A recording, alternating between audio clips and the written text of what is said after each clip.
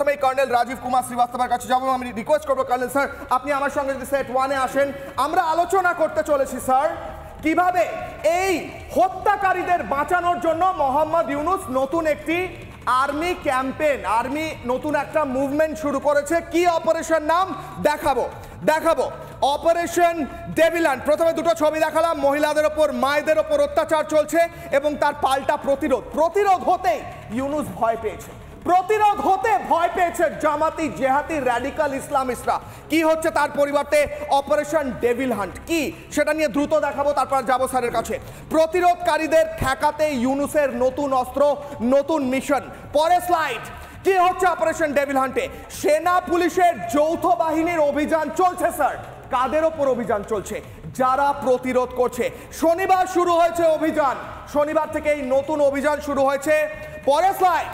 সন্ত্রাস দমনের নামে অত্যাচার করা হচ্ছে, যারা প্রতিরোধ করেছে, যারা এই মায়েদের ওপর অত্যাচারের বিরুদ্ধে বলেছে, তাদের ওপর অত্যাচার করা হচ্ছে। আইন শৃঙ্খলার উন্নতির নামে ধরপাকড় চলছে, 150 থেকে 200 জন আজকেও ধরা পড়েছে এই অপারেশনে। জামাত বিরোধীদের টার্গেট করা হচ্ছে, যারা জামাতের বিরোধী, যারা জেহাদিদের বিরোধী তাদের টার্গেট করা হচ্ছে। আমি সেই ছবি যদি রাখা সম্ভব হয়, অপারেশন ডেভিল হান্টের কিছু ছবি এখানে রাখতে বলবো। স্যার এই অপারেশন ডেভিল হান্ট, এটা ডেভিল হান্ট নয়, আমি বলবো এটা অপারেশন যারা করছে তারা ডেভিল। আপনি কি বলবেন? আপনি কত ভালো সুন্দরভাবে আপনার তুলে ধরেছেন। ডেভিল মানে কি হয় বাংলায়? ডেভিল মানে হয় শয়তান। তাহলে ওরা কি বলছে? कि बांग्लादेश माटीते যারা জন্ম নিয়েছে, যারা বাংলাদেশের সন্তান আছে, যারা আমাদের ভাই বোনরা আছেন, ওরা কি শয়তান? তাহলে তুমি কি ফেরেশতা? এটা কি ব্যাপার? তুমি এই মাইন্ডসেট নিয়ে তুমি একটা নোবেল লরিয়েট, তুমি কি কথা বলছো যে যারা আমাদের মাটিতে আছে ওরা সব শয়তান আর তুমি একটা ফেরেশতা আছো? এটা কে অধিকার দিল? এটা কে অধিকার দিল? ছিও এরকম কথা আপনি এটা তো আজকে বেইজ্জত করেছো তুমি আমার 17 কোটি বাংলাদেশের ভাই বোনদের। তুমি এই নামটাই তোমার বলে দিয়েছে কি ডেভিল হান্ট মানে হলো কি শয়তানকে তুমি খুঁজছো। ওই শয়তান তোমার বাংলাদেশের মাটিতে কি করে হতে পারে? বাংলাদেশ মায়ের গর্ভ থেকে কি করে হতে পারে? এটা আমি জানি কোথা থেকে এসছে। এইটা এসছে 1971-এ পাকিস্তান আর্মি যেটা বীজ দিয়েছিল, ও বীজ থেকে যে আমি রাজাকার তুমি রাজাকার, এই রাজাকারে ঠিক এই রাজাকার বলছে ডেভিল হান্ট শয়তানকে খুঁজছে। আরিফ বিল্লাহর কাছে যাব। আরিফ বিল্লাহ, অপারেশন ডেভিল হান্টের নামে যারা প্রতিরোধ করছে তাদের বিরুদ্ধে অত্যাচার চালাচ্ছে মোহাম্মদ ইউনূস, কিন্তু আপনার মনে হয় সেই অপারেশনের মাধ্যমে এই প্রতিরোধ থেমে যাবে? না, থামবে না, প্রতিরোধ চলবে। আরিফ বিল্লাহকে উইন্ডোতে আনতে বলবো, সবাইকে উইন্ডোতে রাখতে বলবো। আরিফ বিল্লাহ বলুন। আমার দেশে কি হচ্ছে না হচ্ছে এটা নিয়ে আপনারা তো মাথা ব্যথা কেন? ও রয়ের এজেন্টদেরকে গ্রেফতার করছে সেই জন্য, নাকি আওয়ামী লীগের যে সন্ত্রাসী বাহিনী আছে তাদেরকে গ্রেফতার করার কারণে আপনাদের এত? এইটা আগে বলে দিন কি ডেভিলের মানে কি হয়? আপনি হয়তো আপনি ইংরেজি জানেন না, তার বাংলা বানান বলুন আপনি, তারপরে আপনার একটা অধিকার হবে এর উপরে কথা বলতে। বলুন ডেভিলের মানে কি হয় বাংলাতে? আপনি বাংলাদেশের মাটিতে আপনি কি খুঁজছেন এটা বলুন আপনি আগে। আপনার কাছ থেকে আমি শিখবো, বলুন আপনি বলুন। আপনার যত প্রতিরোধ হচ্ছে, আপনার ভয় লাগছে কিনা? মার খাচ্ছে ছাত্র সমন্বয়করা, আপনাদের ভয় লাগছে কিনা? আপনি সমর্থন কাদের করেন? যারা প্রতিরোধ করছে না যারা মার খাচ্ছে? কাদের সমর্থন করেন বলুন? আপনি ভয় পাচ্ছেন কিনা বলুন আরিফ বিল্লাহ। আরে মার আমাদের নিরীহ আরিফ বিল্লাহ বলুন। আমাদের নিরীহ রয়ের এজেন্টরা তারা নির্যাতন চালাচ্ছে। আমরা মনে করি যা ঘটছে সবকিছুর জন্য দায়ী ভারত। এই যে ছবিটা দেখালাম, একজন মহিলাকে আপনাদের জামাতি জেহাদিরা অত্যাচার করছে, এটা মহিলা নির্যাতন দেখতে পাচ্ছেন না? আপনি চোখ খুলে দেখতে পান না? আরিফ বিল্লাহ দেখেছেন ছবিটা? বলুন এটা কন্ডেম করেন আপনি, এটা ধিক্কার জানান আপনি, এটা বলুন আপনি। একটা মায়ের উপরে হাত ধরে করেছে ভারত, এগুলা পরিকল্পিতভাবে করছে। আওয়ামী লীগের সন্ত্রাসীরা এগুলো পরিকল্পিতভাবে করছে, এগুলো ভারতের এজেন্ডা বাস্তবায়ন করছে, বিশ্বের দরবারে আমাদেরকে মানে কলঙ্কিত ভাবে তুলে ধরার চেষ্টা করছে। এটা আপনাদের পরিকল্পনা। আচ্ছা আমি বেশ হাস্যকর একটা কথা বলছি, আমি সালাউদ্দিন শোয়েব বাবুর কাছে যাব। উনি বলছেন ভারত থেকে পরিকল্পনা করে লোক পাঠিয়ে ওনার দেশে গিয়ে ওনাদের মহিলাদের উপর অত্যাচার করে, তাহলে কতটা ফেলিওর আপনাদের অ্যাডমিনিস্ট্রেশনের। Farce logic. সালাউদ্দিন শোয়েব চৌধুরীর কাছে যাবো, তারপর স্যারের কাছে আসবো, মানুষ বাবুর কাছে যাবো। সালাউদ্দিন শোয়েব চৌধুরী, পাল্টা প্রতিরোধ হচ্ছে, পাল্টা মার খাচ্ছে, মার খেয়ে খেয়ে শুয়ে পড়ছে সকল ছাত্র সমন্বয় যারা হাসপাতালে ভর্তি। এই প্রতিরোধকে আটকাতে পারবে মোহাম্মদ ইউনূস? সালাউদ্দিন শোয়েব চৌধুরী। কিশোর ভাই দেখুন, এই দানবের বিরুদ্ধে অভিযান বলতে ইউনূস যা বোঝাচ্ছে সেটা হলো দানবটা কারা?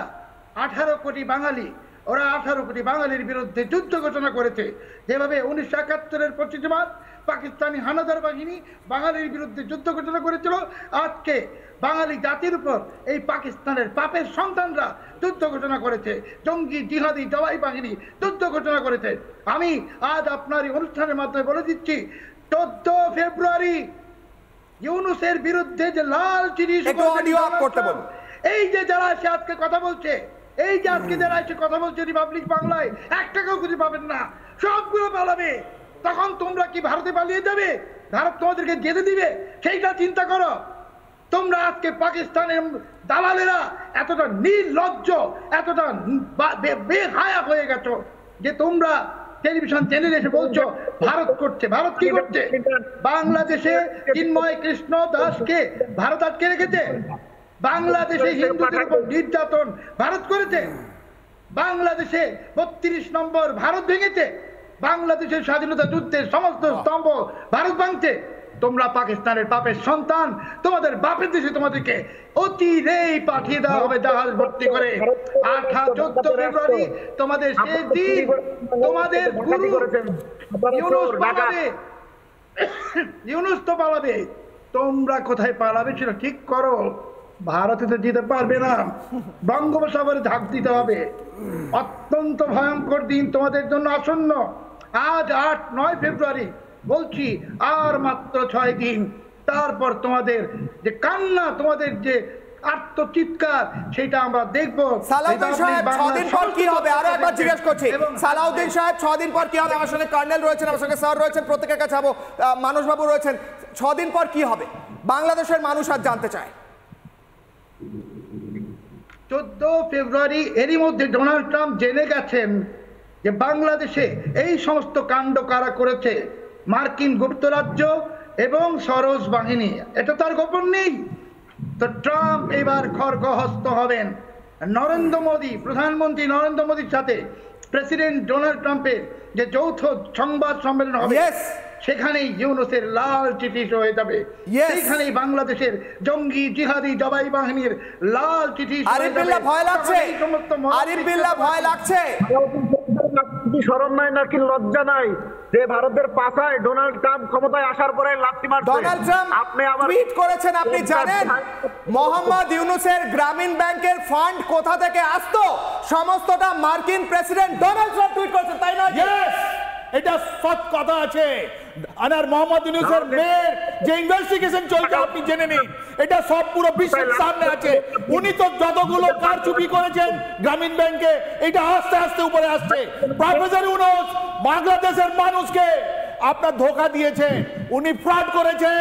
ওনার এগেইনস্টে আপনাদেরই যে জুডিশিয়ারি আছে ওখানে ওনাকে পানিশমেন্ট দেওয়া হয়েছিল। আরিফ বিল্লাহ আনসার। জি জি, আমি বলছি সালাউদ্দিন সুমন সাহেবের, শোয়েব সাহেবের লজ্জা থাকা উচিত। উনি জানেন না যে ডোনাল্ড ট্রাম্প। আপনি ছবিটা দেখুন, আপনিও কারো সন্তান আছেন। আরে সাহেব, আপনিও কারো সন্তান আছেন। আপনার মাকে এরকম, আমাদের বাংলাদেশের মাকে এরকম করেছে। এরা কারা? এরা রাজাকার। এইটাই তো মার্চ 25 মার্চ 1971 হয়েছিল। এরকমই আমাদের বাংলাদেশি মা বোনকে মারা হয়েছিল এই রাজাকারগুলো। আপনি কন্ডেম করুন। কন্ডেম করতে পারবেন না উনি। আপনারা এই ধরনের নির্লজ্জ বেহায়া ধরনের ঘটনা ঘটানোর জন্য প্রস্তুতি নেন কিভাবে? আপনাদের খবর দেখতে হবে। নানা ধরনের কন্টেন্ট দেখার জন্য লাইক করুন, শেয়ার করুন আমাদের ফেসবুক পেজ, সাবস্ক্রাইব করুন আমাদের ইউটিউব চ্যানেল। পাশাপাশি অন্যান্য ব্রেকিং নিউজের জন্য অবশ্যই চোখ রাখুন রিপাবলিক বাংলায়।